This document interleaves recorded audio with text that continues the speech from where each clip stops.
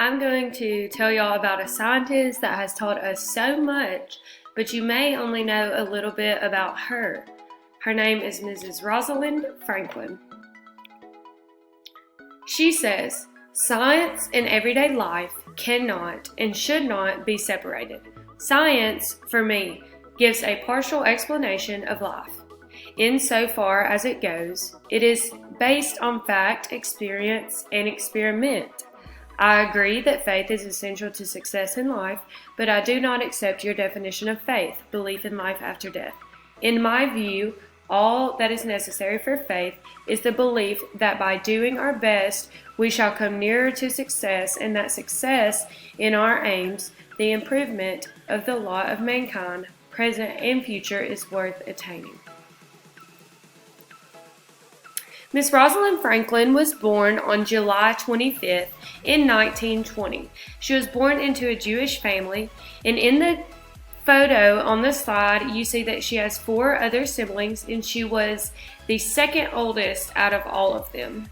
She was born into an upper-class family in London, and her father was an investment banker, and her mother was a lawyer. And her mother also was a volunteer, and she taught different sciences to lower-class students. Miss Rosalind Franklin was educated at private schools, and her teachers started to notice at a young age that she had a bunch of interests in science. So here you see that Miss Rosalind showed interest in her first book, Arthur Eddington's 1935 New Pathways in Science, and this was just in grade school. This is a book that she chose, say, at our book fairs today. This book covered quantum theory, subatomic energy, and group theory. So she was so young and already was interested in things like quantum theory, subatomic energy, and group theory, and this really surprised her teachers. Not only with being advanced in her readings and in science, she was also strong in Latin, German, and French. So she knew 3 languages on top of all of this science background. She was also very skilled at sports, so she was a very well-rounded young woman. She moved on and she won a university scholarship and donated it to a refugee student.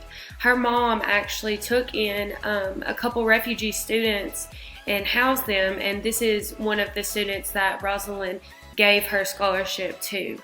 She studied at the University of Cambridge starting at 1938 and was only 18 years old. And here at Cambridge, she declared her major natural science. And just like in grade school, she was super advanced and super involved. She was in chemistry club, mathematics club, and Jewish society while she was in college. And so this is only the start of where she takes off, and everyone is already seeing how advanced she is, so it can only go up from here. So while at Cambridge, she did not like the way that the chemistry lectures were going on, so she went to the head of the department, and they actually they changed the lectures just because of her concerns. And she was actually in college while the war was going on, and her father wanted her to postpone her studies because he thought it was more important for her to get involved in the war than to study, and her mom kind of vetoed that. So she stayed in school and actually graduated in 3 years with second-class honors. But Miss Rosalind is a perfectionist, and she was very unhappy with her achievement of second-class honors because she assumed that she deserved first-class honors.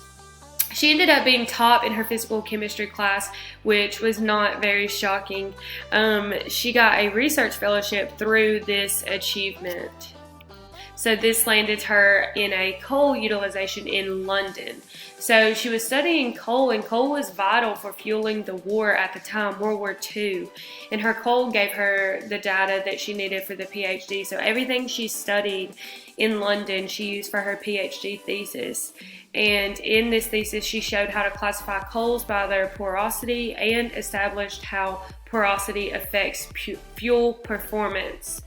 And she actually achieved her doctorate in 1945 from Cambridge. She moved to Paris in 1947 to study X-ray diffraction, and this is where she started taking pictures, and this is really where her discoveries started occurring.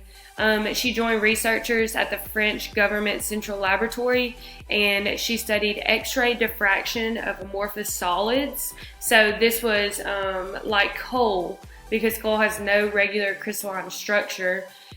And at this time, she successfully identified the types of amorphous carbon that can be transformed into crystalline graphite. So they were using her discoveries to help fuel the war, things like that, using it to help advance fuel, and using these pictures to study the structure of items like coal with no regular crystalline structure.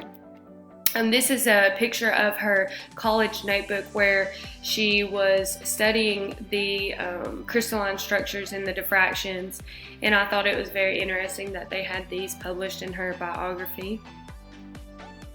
In 1951, she was only 30 years old and began her postdoctoral fellowship. She was in biochemics at King's College. And it was surprising to me to read that there was actually a lot of women that were head of this study. And she was appointed to the 3D structure of proteins when she first got there, but by the grace of God, it was changed to DNA. And this is where her discoveries take off. And this is what we know Miss Rosalind Franklin as, helping us learn all about DNA. She would take the best X-ray diffraction photos that has ever been seen at King's. So Miss Rosalind was very, very focused on taking X-ray diffraction photos, and she focused her studies solely on these photos. And this is a photo that she took that was in her college notebook. She discovered an unsuspected second type of DNA. There were high levels of moisture, and the structure changed. So she called this B DNA and A DNA. And we know now that the B DNA is the usual arrangement within the living cells. So Miss Rosalind didn't know at the time. She called it two different types of DNA because she saw two different sides. But as we know now, this is the double helix, which she would later almost discover. So this is where Crick and Watson come to play. Miss Rosalind put on a presentation on BDNA, and these men take very good notes, and they actually came back to Cambridge where they were studying and made a 3D scale DNA model. And there were a few misconceptions because their notes weren't as detailed as her presentation was, and they actually made it a triple helix instead of a double helix. And after this, Franklin got very upset because it was her discoveries, and she proposed a devastating attack on Crick and biologist Watson. This is a picture of them and their model. So in mid-February in 1953, Crick saw a report written 2 months earlier by Franklin for the Medical Research Council. And anything for the MCR is open to anyone, it's public records, so it was not confidential. So Crick was able to take this research that she did because he was working in an MRC-funded laboratory.